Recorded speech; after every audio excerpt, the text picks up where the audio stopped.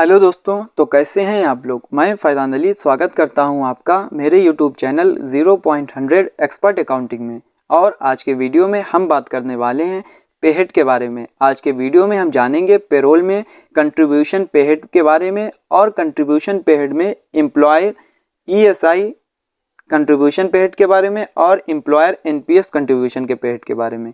इन दोनों पे हेड के बारे में हम जानने वाले हैं। ये हमारे कंट्रीब्यूशन से रिलेटेड लास्ट 2 पे हेड बचे थे, वही हम क्रिएट करने वाले हैं आज के वीडियो में। तो इसको हम कवर करेंगे और इसके बाद में हम सैलरी स्ट्रक्चर को तैयार करेंगे। तो अभी हमें क्या करना है, 2 पे हेड को क्रिएट करना है जो हमारे एम्प्लॉयर ESI से रिलेटेड है और एम्प्लॉयर NPS से रिलेटेड है। तो पहले हम चल के इसको समझ लेते हैं और उसके बाद में हम इसको क्रिएट करेंगे। एम्प्लॉयर्स ESI कंट्रीब्यूशन पे हेड जो हमारा कहलाता है एम्प्लॉय स्टेट इंश्योरेंस होता है, जो हमारा एम्प्लॉयर ESI कंट्रीब्यूशन पे हेड है, जिसमें हमारे एम्प्लॉयर के द्वारा जो ESI में कंट्रीब्यूशन होता है वो होता है 4.75% ऑफ ग्रॉस सैलरी। और उसी तरीके से हमारा जो एम्प्लॉय का कंट्रीब्यूशन होता है वो होता है 1.75% ऑफ ग्रॉस सैलरी। यानी जो हमारा एम्प्लॉय होता है वो जो कंट्रीब्यूशन पे हेड में कंट्रीब्यूशन करता है वो करता है ESI में जो कंट्रीब्यूशन करता है वो करता है 1.75%। और जो हमारा एम्प्लॉयर यानी हम खुद ही जो कंट्रीब्यूट करते हैं वो करते हैं 4.7% से 4.75% ऑफ ग्रॉस सैलरी। यानी जो एम्प्लॉयर होता है, जो कंपनी का ऑनर होता है, वो कंट्रीब्यूट करता है 4.75%। और इसी तरीके से जो हमारा एम्प्लॉय होता है वो करता है 1.75%। तो इस तरीके से हमें इसके पे हेड को कैसे क्रिएट करना है वो हम समझेंगे अभी। इसी तरीके से हमारा होता है एम्प्लॉयर NPS कंट्रीब्यूशन पे हेड, जिसमें NPS का जितना भी पैसा होता है वो Tier 1 अकाउंट में चला जाता है। यानी जो हमारा नेशनल पेंशन स्कीम का जो भी पैसा कंट्रीब्यूट करता है एम्प्लॉयर, वो हमारा Tier 1 अकाउंट में चला जाता है। और ये बेसिक सैलरी प्लस DA का 10% कैलकुलेट किया जाता है। यानी अगर आप अपने एम्प्लॉय को बेसिक सैलरी प्लस DA दे रहे हैं तो उस पर आप 10% कैलकुलेट करेंगे। अगर आप बेसिक सैलरी दे रहे हैं तब भी आप उसको 10% कैलकुलेट कर सकते हैं।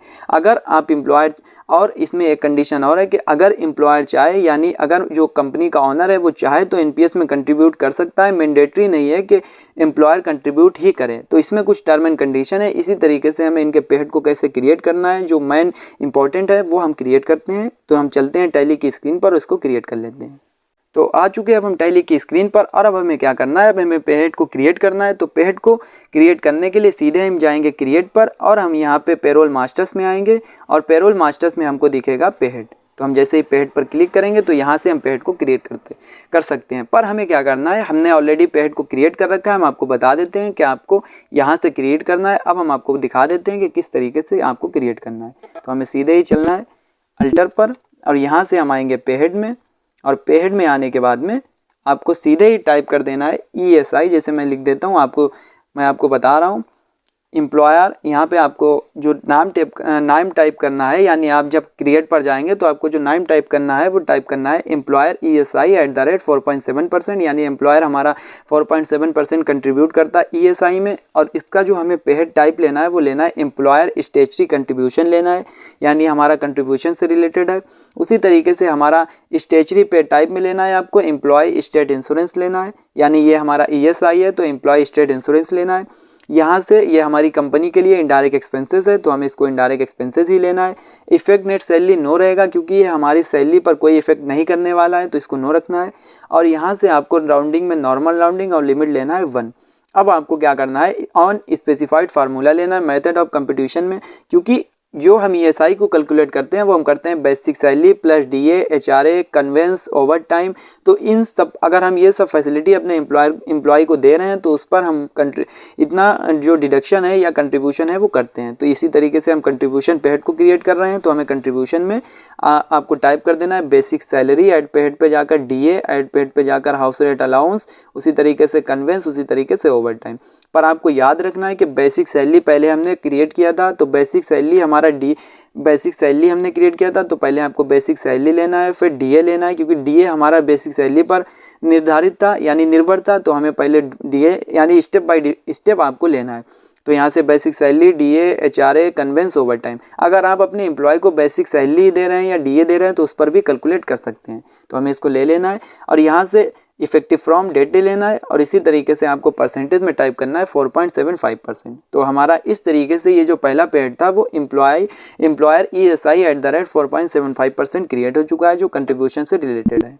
इसी तरीके से हमें दूसरा जो NPS यानी नेशनल पेंशन स्कीम से जो रिलेटेड है उसको क्रिएट करना है। तो उसको क्रिएट करने के लिए आपको सीधा ही यहाँ से आप जाएंगे तो आपको यहाँ पे टाइप करना है क्रिएट पर जाकर, तो आपको क्रिएट पर जाकर टाइप करना है एम्प्लॉयर NPS @ 10%, यानी 10% हम कैलकुलेट करेंगे। और इसी तरीके से आपको इंटर प्रेस करते हुए नीचे आना है। पेड टाइम में लेना है एम्प्लॉय स्टेचुटरी कंट्रीब्यूशन, यानी कंट्रीब्यूशन से रिलेटेड है। और स्टेचुटरी पे टाइप में आपको लेना है नेशनल पेंशन स्कीम टियर 1। मैंने आपको बताया था कि यहाँ पे आपको नेशनल पेंशन स्कीम टियर 1 ही सिलेक्ट करना है, यानी जितना भी हमारा पैसा है वो नेशनल पेंशन स्कीम टियर 1 में चला जाता है।